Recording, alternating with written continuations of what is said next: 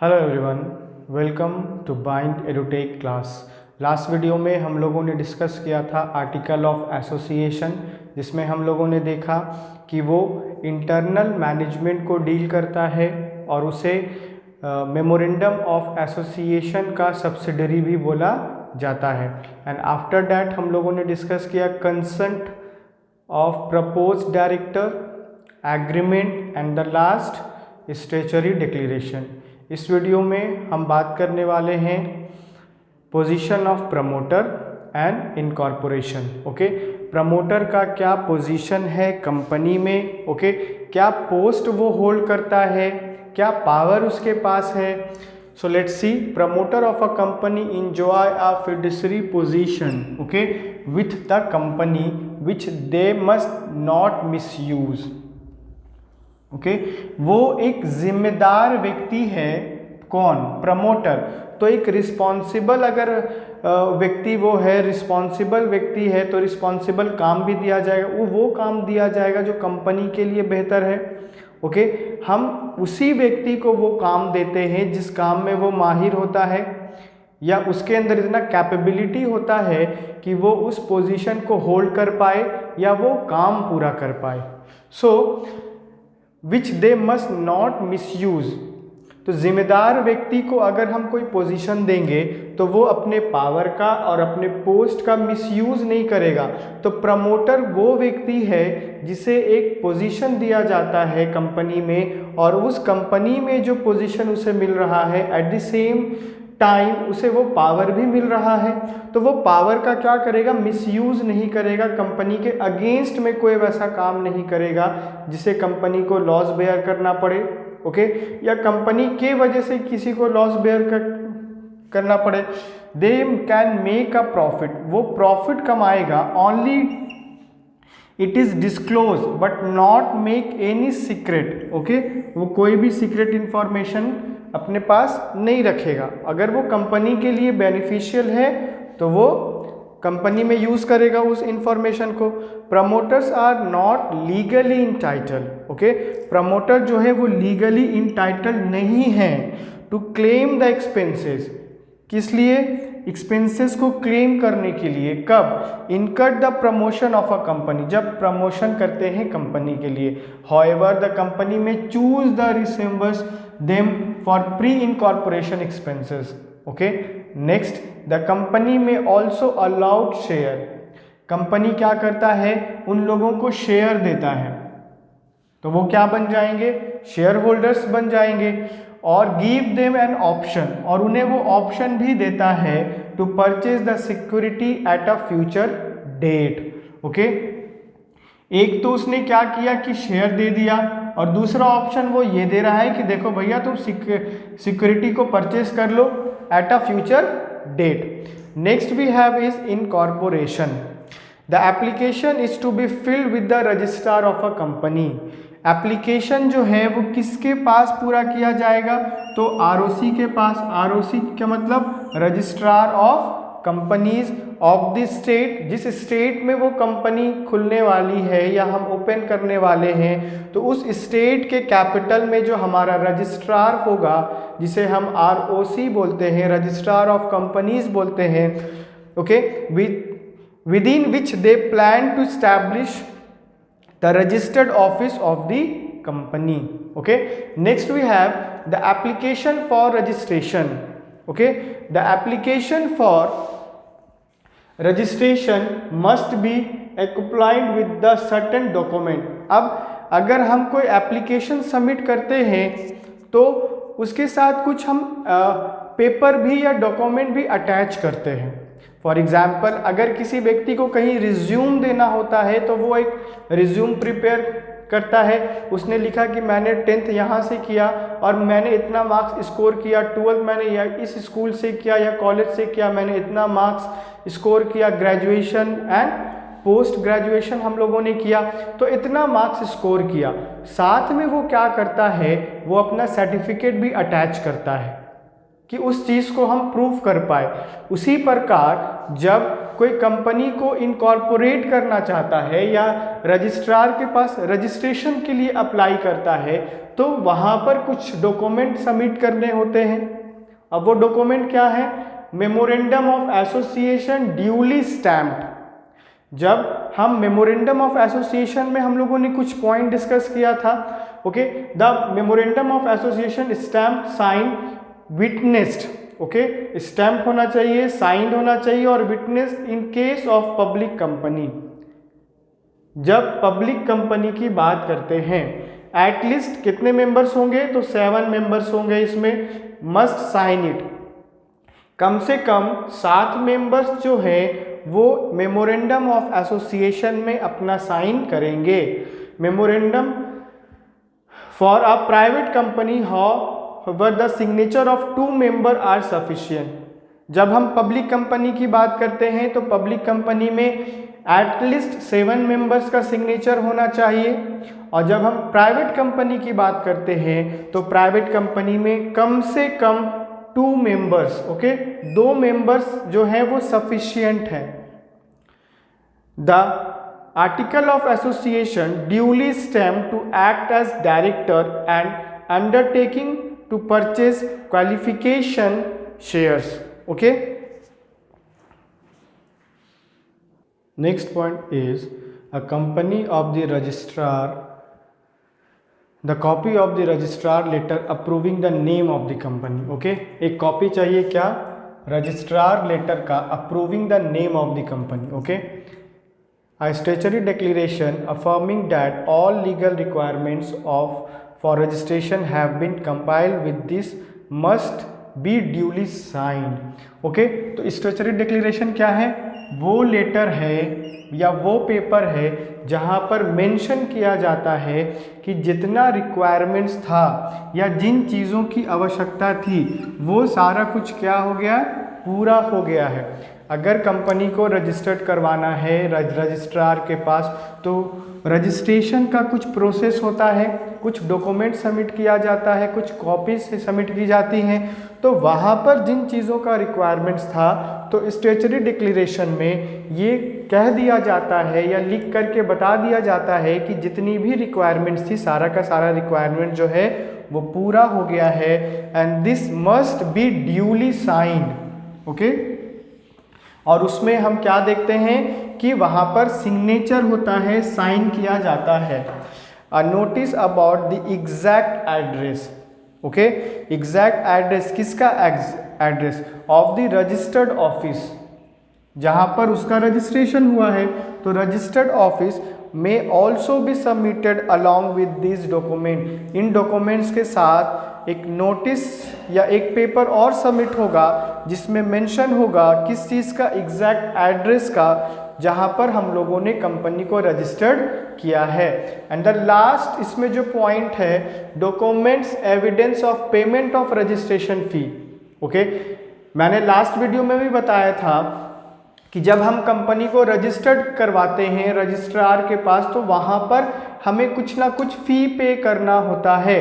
तो जितना हम पे करेंगे उसका भी हम क्या करेंगे? एक पेपर सबमिट करेंगे, ओके, एविडेंस के तौर पर एक प्रूफ होगा, है ना।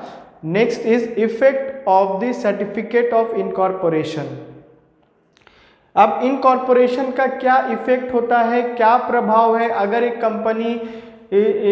कंपनी अगर इनकॉर्पोरेट होता है, अपने आप को इनकॉर्पोरेशन के अंदर वो सारा प्रोसीजर फिलअप करता है, तो कंपनी को क्या लीगली फ़ायदा होता है?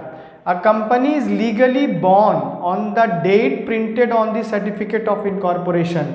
हम किसी भी कंपनी को तब बोलेंगे कि ये कंपनी बना है या ये कंपनी बॉर्न किया है जिस डेट को उसको सर्टिफिकेट ऑफ इनकॉर्पोरेशन मिलेगा, ओके। जब किसी कंपनी को एक सर्टिफिकेट मिलेगा और उस सर्टिफिकेट को हम सर्टिफिकेट ऑफ इनकॉर्पोरेशन बोलेंगे और जो डेट वहाँ पर प्रिंट होगा, ओके, तो वो कंपनी लीगली बॉर्न कहलाएगा। कोई भी व्यक्ति अपनी कंपनी को स्टार्ट करता है और वो इन सारे स्टेप्स को पूरा नहीं करता है तो कानून की नज़र में या लीगली उसको बॉर्न नहीं बोला जाएगा। हम लीगली बॉर्न उसको तभी बोलेंगे जब उसको आरओसी के द्वारा सर्टिफिकेट ऑफ इनकॉर्पोरेशन मिल जाएगा और उसमें जो डेट प्रिंट होगा उस डेट को ही मान लिया जाएगा कि उस कंपनी का को बनाया गया है या उस कंपनी का बॉर्न हुआ है।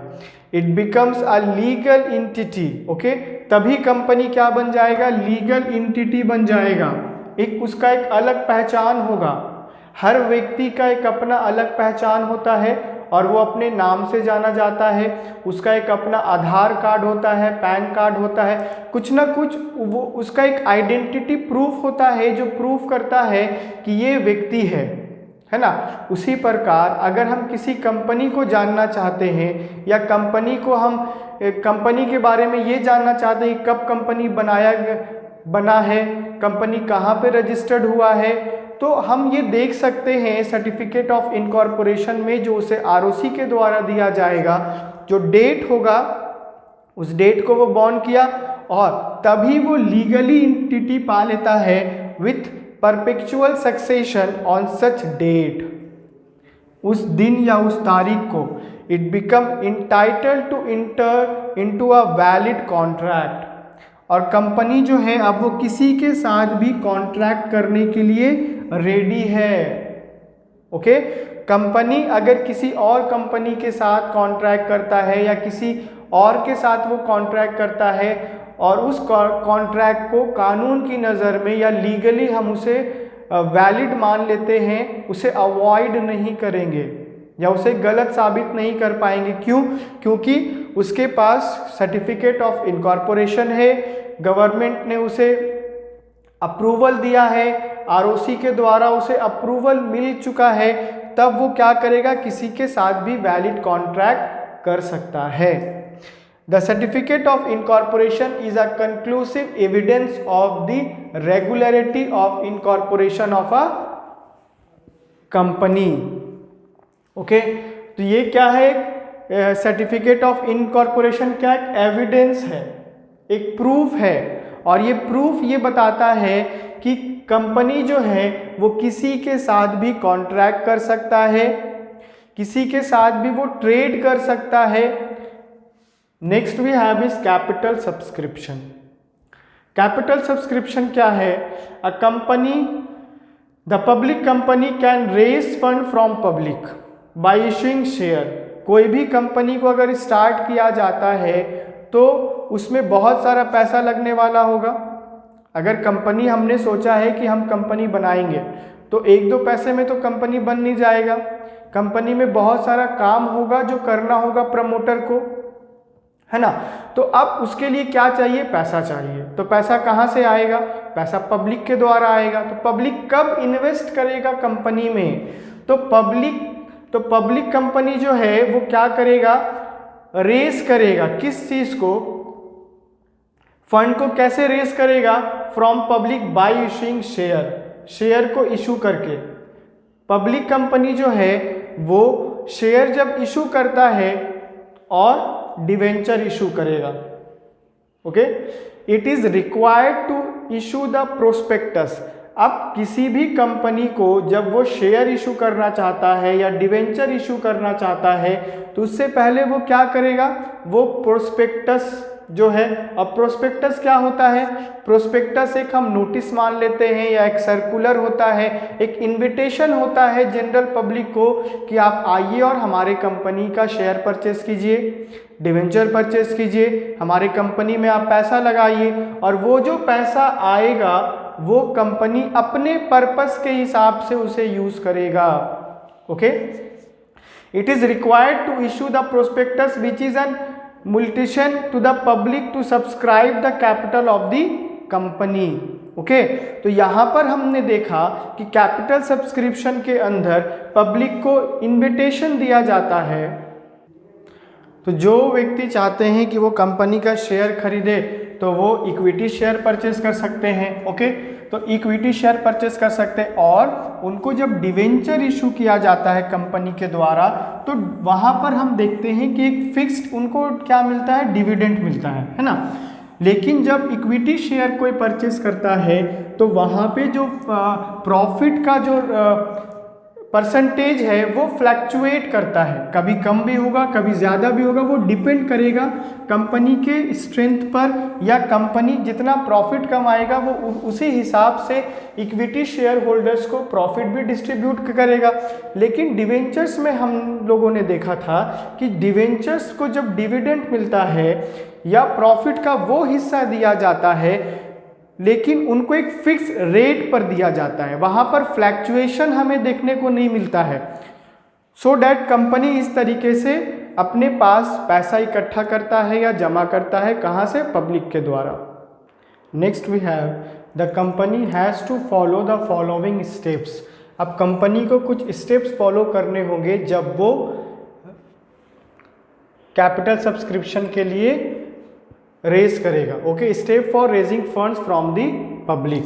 Number 1 is SEBI approval. SEBI का अप्रूवल चाहिए।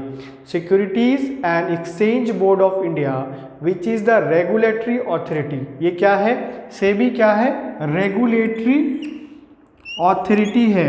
ओके, इन आवर कंट्री, हमारे देश में जो एक रेगुलेटरी बॉडी है जो सारे चीज़ को रेगुलेट करता है कंपनी के रिगार्डिंग। ओके, तो वो कौन है? वो सेबी है। Okay, has issued guidelines. SEBI क्या करता है? गाइडलाइंस इशू करता है for disclosure of information and investor protection. Company का वो इंफॉर्मेशन पब्लिक तक रीच करवाता है और जनरल पब्लिक्स को वो प्रोटेक्शन सप्लाई प्रोवाइड करता है। वो क्या दे रहा है? इन्वेस्टर्स को। वैसे लोग जो कंपनी में अपना पैसा लगाते हैं, इन्वेस्ट करते हैं, तो उन्हें हम इन्वेस्टर बोलते हैं। तो इन्वेस्टर प्रोटेक्शन उन्हें प्रोवाइड करता है वो। अ public company inviting funds from the general public. Public company जो है वो कहाँ से इनवाइट करेगा? तो क्या इनवाइट करेगा? पैसा। From general public must make a adequate disclosure of all relevant information and must not conceal any material information from the potential involved. Okay, next we have is filling of prospectus. A copy of the prospectus or statement of value is filled with the ROC. Okay, एक copy किस चीज़ का? Prospectus का या statement of view का। ये कहाँ fill up होना चाहिए? ये ROC के द्वारा। ओके, ROC के पास। With ROC registrar of companies. A prospectus is any document. अब प्रोस्पेक्टस क्या है? हम किस चीज़ को प्रोस्पेक्टस बोलेंगे, या और प्रोस्पेक्टस क्या कंटेन करता है, उसके अंदर क्या पाया जाता है? एनी डॉक्यूमेंट इज डिस्क्राइब्ड और issued as prospectus including any notice. कोई भी नोटिस हो सकता है वो, सर्कुलर, एडवर्टीजमेंट और other document inviting deposit from the public, जो पब्लिक को एक इनविटेशन के तौर पर दिया जाता है। अगर हम किसी को इनवाइट करते हैं तो इनविटेशन कार्ड वहाँ तक रीच करवाते हैं या उसके घर तक हम लोग इनविटेशन कार्ड देते हैं, तब वो व्यक्ति जो है वो हमारे घर पर आता है किसी पार्टी में। उसी प्रकार अगर एक कंपनी है और वो अपना इंफॉर्मेशन जब तक प्रोवाइड नहीं करेगा जनरल पब्लिक को, या उन्हें वो ऑप्शन नहीं देगा कि वो आपकी कंपनी के बारे में जान पाए, तो वो कैसे दे पाएगा? तो नोटिस के ज़रिए दे पाएगा, सर्कुलर के ज़रिए दे पाएगा, एडवर्टीजमेंट के ज़रिए वो दे पाएगा, और जनरल पब्लिक को लगेगा हाँ ये कंपनी सही है, इसमें हम ज़्यादा डिविडेंड पा सकते हैं, या ज़्यादा अगर ये कंपनी प्रॉफिट कमाएगा तो कुछ हिस्सा हमें भी दे प्रॉफिट के तौर पर देगा। तो एक इनविटेशन और नोटिस के तौर पर वो जनरल पब्लिक से पैसा रेज कर सकता है। Okay, next we have point number 3, appointment of bankers, brokers and underwriters. अब हम देखते हैं कि ब्रोकर्स कौन होते हैं, बैंकर्स का क्या काम होता है और अंडरराइटर्स क्या करते हैं। The application money is to be received by the banker. अगर कंपनी ने शेयर इशू किया है या डिबेंचर इशू किया है तो कंपनी के पास क्या आएगा? पैसा आएगा। तो पैसा जब आएगा कंपनी के पास तो कोई ऐसा व्यक्ति होना चाहिए जो एप्लीकेशन मनी को क्या करे, एक जगह कलेक्ट कर पाए। ओके, जितने लोग अप्लाई करेंगे उतने लोग पैसा भी देंगे। ओके, तो एप्लीकेशन मनी को रिसीव करेगा कौन? तो एप्लीकेशन मनी को रिसीव करेगा हमारा बैंकर ऑफ द कंपनी। ये उसका ड्यूटी है कि जितना हमने शेयर इशू किया है और जितने लोगों ने सब्सक्राइब किया है, ओके, एप्लीकेशन मनी आया है कंपनी के पास, उसका काम है कि वो सारे चीज को क्या करे, रिसीव करे। Now we will see brokers. The brokers try to sell the shares by distributing the form and encouraging public. Broker का काम क्या है कि वो शेयर को क्या करेगा, सेल करेगा। किसके पास जाकर के वो सेल करेगा, तो पब्लिक के पास जाएगा। वो पब्लिक के पास जाएगा, उन्हें इनकरेज करेगा। बहुत सारे लोग ऐसे हैं जो शेयर परचेज नहीं करते हैं, लेकिन जब हमारा ब्रोकर उनके पास जाएगा और उनके पास जाकर के वो उन्हें इनकरेज करेगा, मोटिवेट करेगा, उन्हें वो बताएगा कि देखो आप हमारी कंपनी का शेयर ले लो, कंपनी प्रॉफिट कमाएगा तो आपको भी इतना मुनाफा होगा, आपको भी इतना लाभ होगा। तो वो उन्हें इनकरेज करता है ताकि वो हमारे कंपनी के शेयर्स पर अप्लाई कर पाए, to apply for the share के लिए वो अप्लाई कर पाए। अगर ब्रोकर जो है वो पब्लिक को इनकरेज नहीं करेगा और पब्लिक किसी भी कंपनी में पैसा नहीं लगाएंगे, क्या कंपनी के पास पैसा आ पाएगा? बिल्कुल नहीं आ पाएगा। लोग तो यही सोचेंगे कि अगर पैसा हमारा डूब गया तो हमें क्या मिलेगा, है ना, तो फिर वो टेंशन में आ जाएंगे। तो ब्रोकर्स क्या करता है, उन्हें मोटिवेट करेगा, इनकरेज करेगा ताकि वो शेयर को परचेस करे। Okay, now we have underwriters undertake to buy the share if these are not subscribe by the public. तो अंडरराइटर्स क्या करता है, अंडरराइटर्स उन शेयर को परचेस कर लेता है जो शेयर पब्लिक्स के द्वारा परचेज नहीं किया जाता है ना। अब जरूरी नहीं कि हम लोगों ने जितना इशू किया वो सारा का सारा पब्लिक उसे परचेस कर ले या हमारी कंपनी या किसी भी कंपनी में वो पैसा लगा दे। तो अब जो शेयर बच जाएगा तो वो कहाँ जाएगा, तो अंडरराइटर्स क्या करेगा, उसे बाई कर लेगा। ओके, तो इस तरीके से हम लोगों ने देखा कि कंपनी के पास क्या आ रहा है, पैसा आ रहा है, ब्रोकर्स का काम क्या है, बैंकर्स का काम क्या है और अंडरराइटर्स का काम क्या है। Next is point number 4, minimum subscription. In order to prevent companies from commencing business with inadequate resources, it has been provided that company must receive application for a certain minimum number.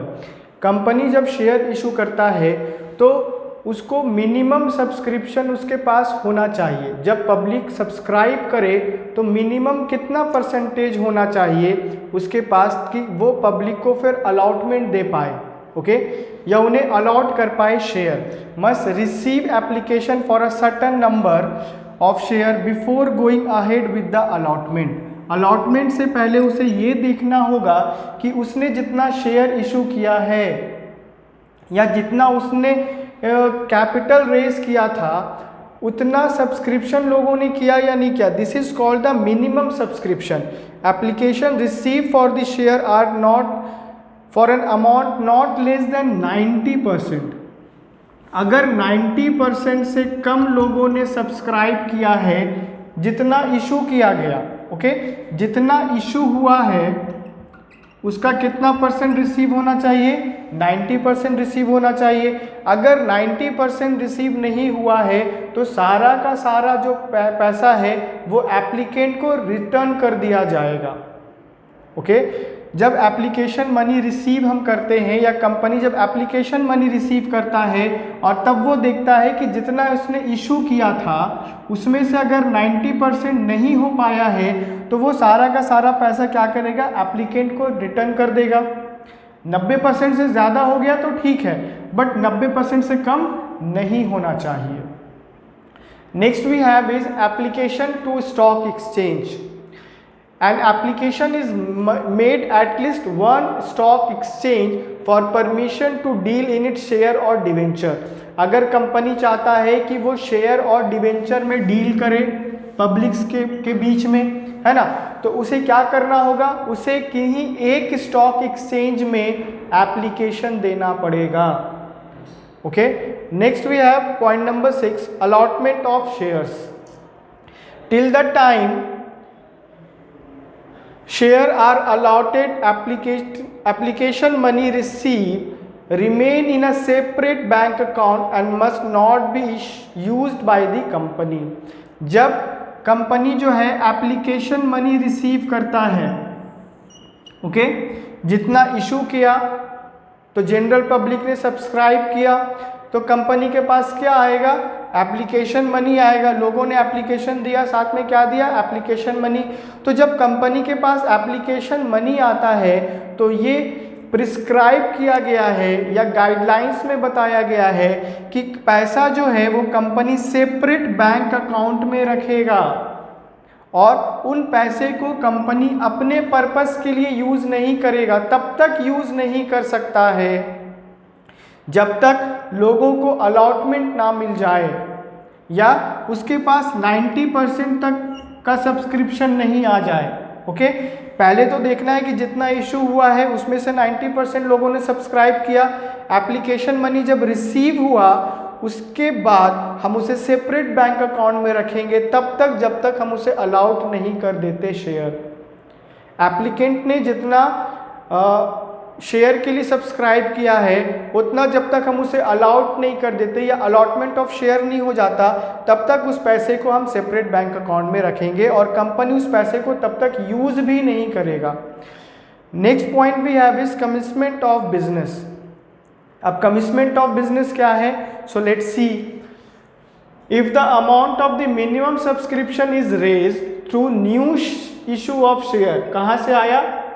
New issue of share, a public company applies to registrar, वो ROC के पास जाएगा। क्यों जाएगा?